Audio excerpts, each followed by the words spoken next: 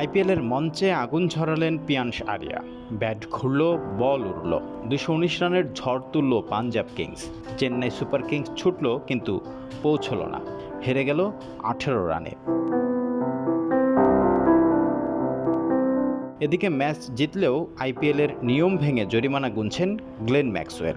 এই অজি তারকার বিরুদ্ধে অভিযোগ আনা হয়েছে আইপিএলের কোড অফ কন্ডাক্ট ভঙ্গের। শাস্তি হিসেবে গুনতে হবে ম্যাচ ফির 25% জরিমানা, আর সেই সাথে একখানা ডেমেরিট পয়েন্ট।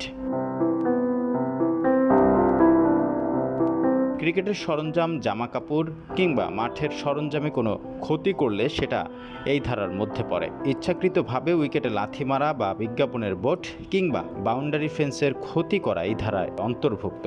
নিয়ম অনুযায়ী আউট হওয়ার পর হতাশায় অনেকেই ব্যাট মাটিতে আছড়ে ফেলে। সেই সময় বিজ্ঞাপনের বোর্ড ক্ষতিগ্রস্ত হলে সংশ্লিষ্ট প্লেয়ারের বিরুদ্ধে এই ধারা জারি হবে।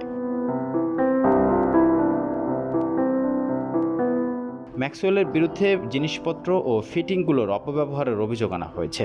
এক্ষেত্রে তিনি নিজে যে ভুল করেছেন সে কথা অবশ্য অজি তারকা নিজেও জানতেন, তাই মেনে নিয়েছেন শাস্তি। আইপিএলের দেয়া বিবৃতিতে বলা হয়েছে, গ্লেন ম্যাক্সওয়েল আইপিএলের 2.2 ধারায় লেভেল 1 অফেন্সের দায় স্বীকার করেছে।